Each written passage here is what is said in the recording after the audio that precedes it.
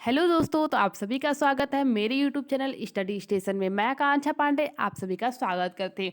आशा है आप सभी लोग का तैयारी अच्छे से हो रहा होगा। तो हम लोग क्या देखने वाले हैं, सीटेट प्रीवियस ईयर का क्वेश्चन पेपर, जिसमें हम लोग सीडीपी के क्वेश्चन देखेंगे।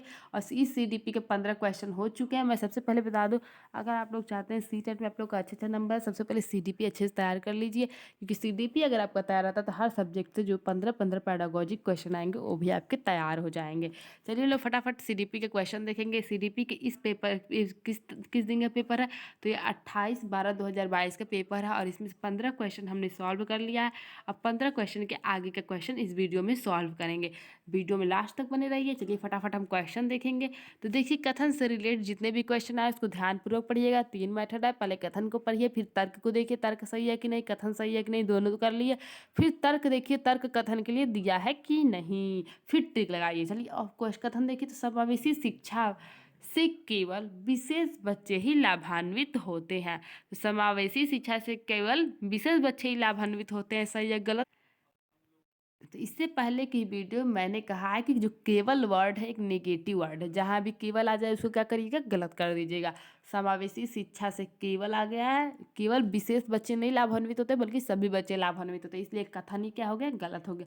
इसका रीजन देख लीजिए। रीजन क्या दिया है, समावेशी शिक्षा की अवधारणा इस दर्शन पर आधारित है कि केवल कुछ बाध्यता वाले शिक्षार्थियों की जरूरतों को ही पोषित किया जाए। तो केवल इसमें भी आया है, और ऐसा कुछ नहीं है कि बाध्यता वाले शिक्षार्थियों को जरूरतों को ही पोषित किया जाए, इसलिए तर्क भी गलत है। तो इसका करेक्ट आंसर क्या हो जाएगा, करेक्ट आंसर ऑप्शन डी हो जाएगा। ए और आर दोनों गलत है। चलिए नेक्स्ट क्वेश्चन देखते हैं। नेक्स्ट क्वेश्चन दिया है, वंचित पृष्ठभूमि के छात्रों का समायोजन करने के लिए शिक्षकों को किसका पालन करना चाहिए। तो वंचित पृष्ठभूमि के जो छात्र हैं, अगर उनका समायोजन क्लास में करवाना है तो आप किसका पालन करेंगे, सामाजिक बहिष्कार का? नहीं, बिल्कुल नहीं। अगर उन्हें सामाजिक बहिष्कार कर देंगे तो उनका समायोजन तो बिल्कुल नहीं हो सकता। सामाजिक हास्यीकरण का ये भी नहीं है, सामाजिक हास्यीकरण भी नहीं करना। मानकीकृत पाठ्यक्रम का ये भी गलत हो जाएगा। ऑप्शन डी है विभेदित निर्देश। तो विभेदित निर्देश क्या है, एक पॉजिटिव वर्ड है, तो जहाँ भी आए इसको पॉजिटिव मानिएगा। तो वंचित पृष्ठभूमि के छात्रों का समायोजन करने के लिए शिक्षकों को विभेदित विभेदित निर्देश का पालन करना चाहिए। तो इसका करेक्ट आंसर हो जाएगा विभेदित निर्देश, ऑप्शन डी करेक्ट आंसर हो जाएगा।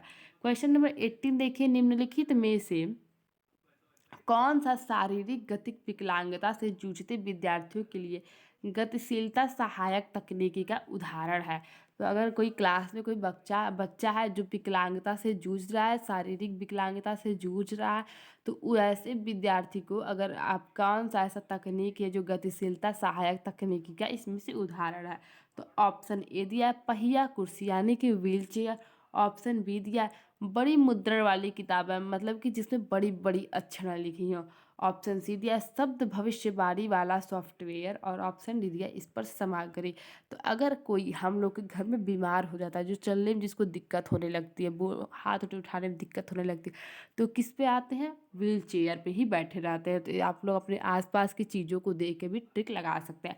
ऑप्शन ए क्या हो जाएगा, करेक्ट आंसर हो जाएगा। बड़ी मुद्रण वाली किताबें दृष्टि से बाधित लोगों के लिए है।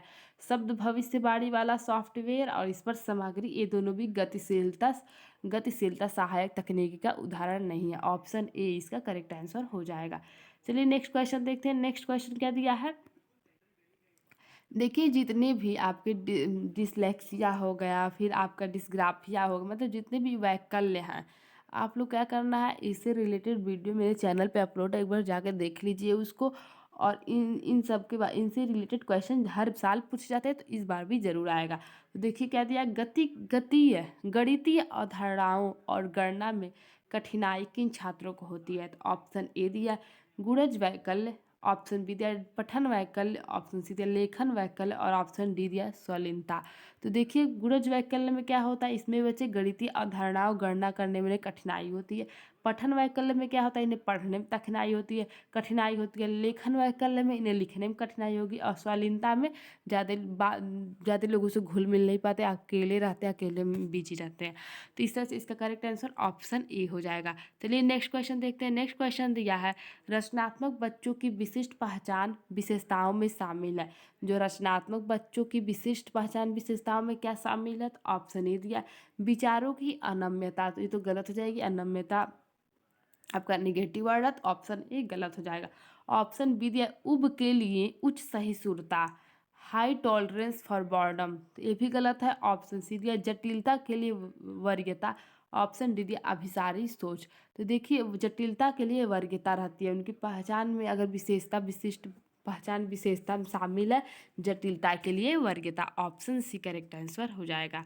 चलिए इनके देख लेते हैं कौन कौन रचनात्मक बच्चे जो कई क्षेत्रों में उच्च प्रदर्शन क्षमता दिखाते हैं, जैसे कि कलात्मक और रचनात्मक कार्य, नेतृत्व की गुणवत्ता, अवलोकन की उत्सुकता आदि। तो कौन कौन से मौलिक विचार का और अभिव्यक्ति का होना, असंभव चीज़ों के बीच का संबंध होना, जिज्ञासा बहिर्मुखी और स्वभाव में महत्वाकांक्षी होना, जल्दी से सोचने और समस्याओं को नए नए नवीन तरीके से हल करने की रुचि होना, फिर आपका लास्ट दिया जटिलता के लिए वरीयता का होना, ये रचनात्मक बच्चों की विशेषता है।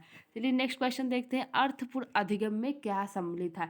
तो ऑप्शन ए दिया है अर्थपूर्ण अधिगम में पुरस्कार और दंड का प्रावधान, तो दंड और पुरस्कार निगेटिव है, ऑप्शन बी गलत हो जाएगा। बी दिया है एक दूसरे के साथ बातचीत करने के अवसर, ऑप्शन सी दिया है सीखने के तरीके पर विचार, और ऑप्शन डी दिया है साथियों के लिए प्रतिस्पर्धा के अवसर। तो डी भी गलत हो जाएगा। देखिए इसमें बी और सी दोनों सही लग रहा है, तो दोनों आंसर कहीं ना कहीं सही है। चलिए नेक्स्ट क्वेश्चन देखते हैं, नेक्स्ट क्वेश्चन कौन से हैं। तो एक कथन से रिलेटेड क्वेश्चन है। तो देखिए कथन क्या दिया, शिक्षार्थी केंद्रित दृष्टिकोण वह है जहाँ पाठ्य पुस्तक सभी सीखने का केंद्र है। क्या कह रहा है कि जो शिक्षार्थी केंद्रित दृष्टिकोण वह है जहाँ पाठ्य पुस्तक सभी सीखने का केंद्र है।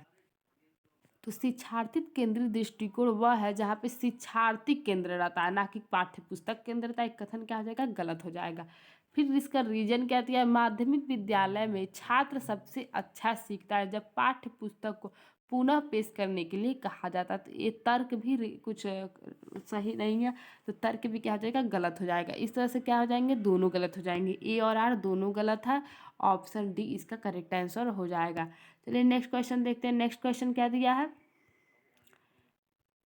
नेक्स्ट क्वेश्चन दिया, एक सामाजिक रचनात्मक कक्षा में अधिगम बच्चे के व्यवहार में अस्थायी रूप से मापने योग्य परिवर्तन है, ऑप्शन बी दिया है ज्ञान के सह निर्माण की एक प्रक्रिया है, ऑप्शन सी एक उद्दीपन और प्रतिक्रिया के युग में से होता है,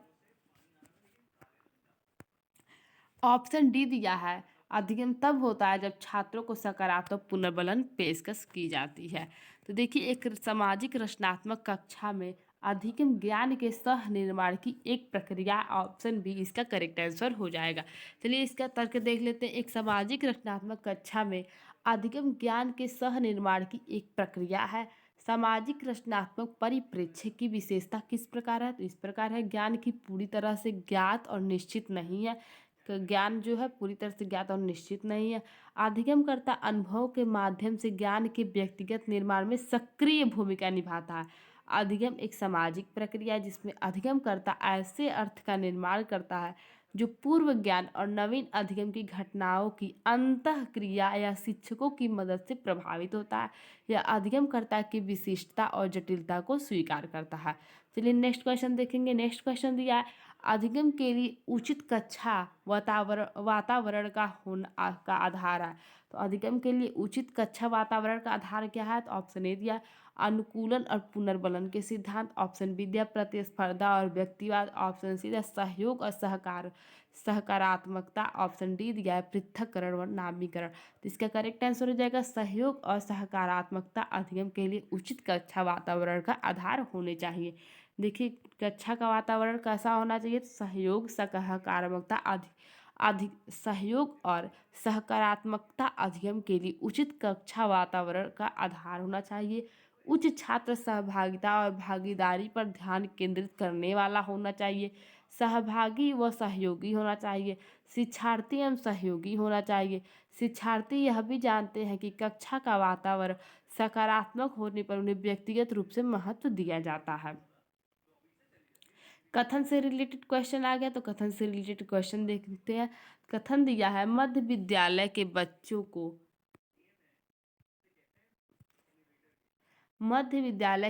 को एक मिनट रुक जाइए आप सभी लोग।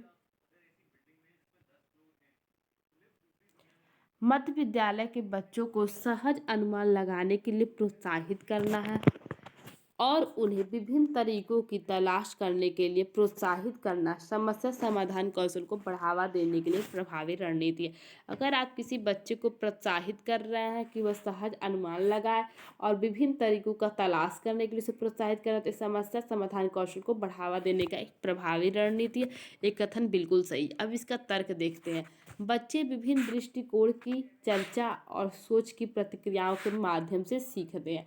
तो जरूर बिल्कुल सही है। जो बच्चे होते हैं विभिन्न विभिन्न दृष्टिकोण पर अगर उनकी चर्चा होती है, उनकी सोच जो होते हैं क्या होती है, उनकी उन्हीं की प्रक्रियाओं के माध्यम से वो सीखते हैं। तो इसका तर्क अब देखिए, तर्क जो है एक कथन के लिए बिल्कुल सही है, इसलिए क्या हो जाएगा, ऑप्शन ए इसका करेक्ट आंसर हो जाएगा। चलिए नेक्स्ट क्वेश्चन देखते हैं। नेक्स्ट क्वेश्चन क्या दिया है, कक्षा में प्रश्न केवल छात्रों द्वारा पूछे जाने चाहिए, सिर्फ शिक्षक द्वारा ही उत्तर दिए जाने चाहिए। तो ये बिल्कुल गलत है। केवल छात्रों द्वारा प्रश्न नहीं पूछे जाने चाहिए और सिर्फ शिक्षक द्वारा ही उत्तर नहीं दिए जाने चाहिए। फिर आपका ऑप्शन बी दिया, केवल शिक्षक द्वारा प्रश्न पूछे जाने चाहिए और सिर्फ छात्रों द्वारा ही उत्तर दिए जाने चाहिए।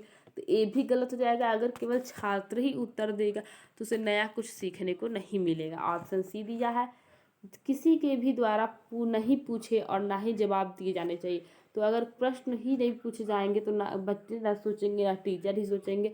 फिर डी दिया, छात्रों और शिक्षकों दोनों को पूछे और उत्तर दिए जाने चाहिए। दोनों द्वारा प्रश्न पूछे और उत्तर दिए जाने चाहिए। ऑप्शन डी इसका करेक्ट आंसर हो जाएगा। चलिए नेक्स्ट क्वेश्चन देखते हैं। नेक्स्ट क्वेश्चन दिया है, विद्यार्थियों के आंतरिक अभिप्रेरणा को कैसे बढ़ाया जा सकता है। तो ऑप्शन ए दिया, भौतिकवादी पुरस्कार प्रदान करके। तो पुरस्कार क्या है, एक निगेटिव है, तो इसलिए ऑप्शन ए गलत हो जाएगा। ऑप्शन बी दिया, नकारात्मक सुदृढ़ीकरण द्वारा। तो ये भी गलत हो जाएगा। ऑप्शन सी दिया, दंड के भय द्वारा। ये भी गलत हो जाएगा। फिर ऑप्शन डी दिया, सीखने की खुशी पर ध्यान केंद्रित करके विद्यार्थियों की आंतरिक अभिप्रेरणा को बढ़ाया जा सकता है। ऑप्शन डी इसका करेक्ट आंसर है। चलिए नेक्स्ट क्वेश्चन देखते हैं। मध्य विद्यालय के छात्र किन प्रक्रियाओं के द्वारा ज्ञान का निर्माण करते हैं और अर्थ निकालते हैं। जो माध्यमिक विद्यालय के छात्र होते हैं, ऐसी कौन सी प्रक्रिया जिसके द्वारा ज्ञान का निर्माण करते हैं और उनका अर्थ निकालते हैं। तो इसमें 4 पॉइंट दिया। आप चारों पॉइंट में से देखेंगे कौन कौन से पॉइंट सही हैं, फिर हम लोग कुछ उसका देखेंगे और उसका ट्रिक लगाएंगे। इसको ध्यान से ऐसे क्वेश्चन को पढ़िएगा, एक भी गलत हुआ तो आपका पूरा नंबर गया।